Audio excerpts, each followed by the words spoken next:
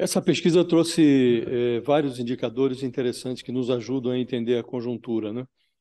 Eh, um, um pedaço da pesquisa informou que o comunismo, que foi convertido em cachorro morto há mais de 3 décadas, ainda é visto como um leão feroz por quase metade dos brasileiros.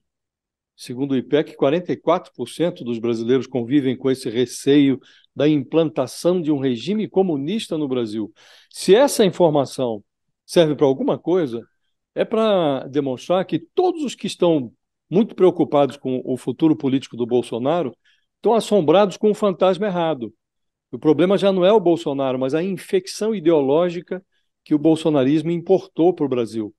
Aí essa mesma pesquisa informa que 41% aprovam o início do terceiro mandato do Lula, é menos do que o Lula obteve na largada dos seus 2 mandatos anteriores, mas é mais do que os 34% que o Bolsonaro obteve em março de 2019. Agora, a boa avaliação atribuída ao Lula não impede que a maioria, 57% do eleitorado, manifeste o desejo de dispor de uma alternativa, de uma liderança política que seja capaz de livrar o país dessa polarização que marcou a disputa de 2022. É como se a maioria dos brasileiros enxergasse a conjuntura política como um latifúndio improdutivo que o centro democrático não consegue ocupar. Na eleição presidencial do ano passado, você lembrou esse dado, Fabiola? Os candidatos da chamada terceira via não somaram nem 10% dos votos válidos.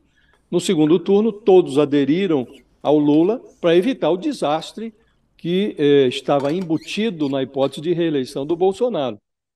A carta do Bolsonaro deve ser retirada de 2026 pelo TSE.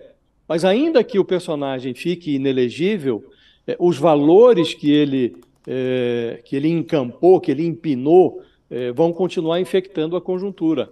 Então, o eventual êxito da gestão Lula pode atenuar a infecção, mas essa doença ideológica ela só será combatida adequadamente se a direita democrática conseguir construir uma liderança alternativa ao Bolsonaro.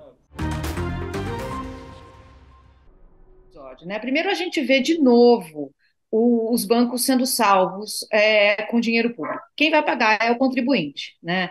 Então, existe essa coisa de ser muito grande para quebrar. Mas não existe uma coisa de ser muito pequeno. O pequeno pode quebrar à vontade, que é o que a gente está vendo acontecer no mundo inteiro. Né? O sistema financeiro é um grande retrato do fim do capitalismo. É por aí que o capitalismo vai acabar. O que vem depois do capitalismo a gente não sabe.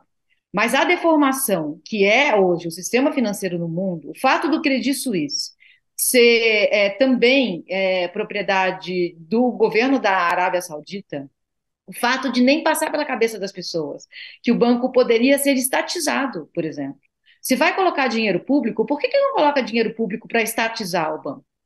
Então, tudo isso vai dizendo de uma maneira muito, muito sonora para as pessoas que não estão sendo atendidas por esse sistema que alguns são ajudados e outros não. Por que alguns são ajudados e outros não? 2008 não foi resolvido. É uma crise que foi salva pelo dinheiro do contribuinte. Os bancos não quebraram, ninguém foi preso. Quer dizer, alguns bancos quebraram, mas ninguém foi preso. E a gente está vendo isso acontecer de novo. A gente vê o que acontece nas lojas americanas. Quem vai pagar é o pequeno, não é o grande, porque o grande é muito grande para quebrar. Então, eu acho que esse recado, Fabiola, chega para as pessoas desse jeito. Tem alguma coisa errada com esse sistema. O que acontece com o Credit Suisse é ruim para a Suíça, mas é ruim para o mundo inteiro. O capitalismo está desesperado para encontrar uma alternativa para se modificar. Não é essa. Não é essa. E a gente vai ver, eu acho, muita coisa ainda a ser escancarada com a quebra do Credit Suisse. O Flávio Bolsonaro ele está ecoando a estratégia do pai, né? Que é uma estratégia que mimetiza, que imita a estratégia do Lula, quando foi preso em 2018. O PT, o Lula, eles se apresentaram como vítimas de uma perseguição e o Lula se transformou num cabo eleitoral. A força do Lula foi suficiente para enviar o Fernando Haddad ao segundo turno de 2018, mas não foi suficiente para elegê-lo. Então, o Bolsonaro, não há dúvida, tentará ser um cabo eleitoral. E não vai esperar nem por 2026, já no próximo ano, na campanha municipal, o PL já está organizando a recepção do Bolsonaro, já estão armando carreatas ou motociatas, e a pretensão do partido é que o Bolsonaro seja um cabo eleitoral já no ano que vem. E, evidentemente, se ele se tornar inelegível, como se imagina que ocorrerá, ele vai tentar se transformar nesse cabo eleitoral para 2026. A questão é saber com que força ele chegará até lá. O Bolsonaro depende da capacidade dos outros de construir alternativas.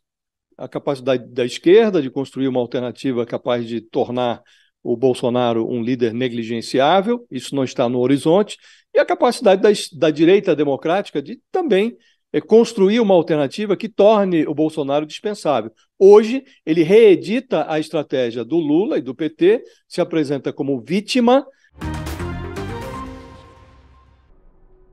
Quando ela apresenta o Bolsonaro como alguém dentro do campo democrático, ela já está ferindo, eu acho, a legitimidade do jogo político, né? O Bolsonaro é alguém que está fora do campo democrático. As ideias que ele representa, o movimento que ampara o bolsonarismo, ele está infectado de nazifascismo, né? É uma coisa que deveria estar fora do campo democrático. O que falta ao Brasil são novas lideranças de direita e de esquerda. Porque se não fosse o Lula, que é uma velha liderança, o Bolsonaro teria sido reeleito. Não há, no campo da esquerda, ninguém que possa ou que poderia ter tirado o Bolsonaro. Então, eu acho muito grave, eu acho muito complicado isso.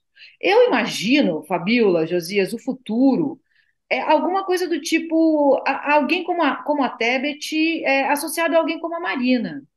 Porque a gente não vai mudar por decreto o sistema, sabe? Eu acho que precisa de diálogos. Você precisa colocar esses atores tão potentes no jogo político, como alguém alinhado com o agronegócio, e sentado à mesa de maneira bastante cordial, interessada no Brasil, com alguém como a Marina, que defende interesses ambientais, futuro da espécie humana, por exemplo, sabe?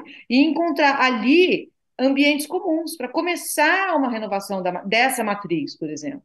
Então, eu acho que é muito triste que a gente não tenha, nem no campo da esquerda, nem no campo da direita, como o Josias falou, alguém que possa fazer esse papel. Eu começaria a olhar para esses duetos. Me interessa muito Tebet e Marina. Me interessa a potência desse encontro. O que é que ele pode gerar? O agro, por exemplo, eu estou mais no campo da esquerda. Então, o agro é alguma coisa, para mim, altamente criticável, a matriz do agro. Mas ele está aí, e é uma das grandes forças econômicas do Brasil. A gente não vai acabar com o agro de hoje para amanhã, ou pelo menos com a lógica que impera no agro hoje. Como isso vai mudar? É preciso sentar à mesa com ambientalistas. Então, eu acho que o futuro seria esses encontros, sabe? Qual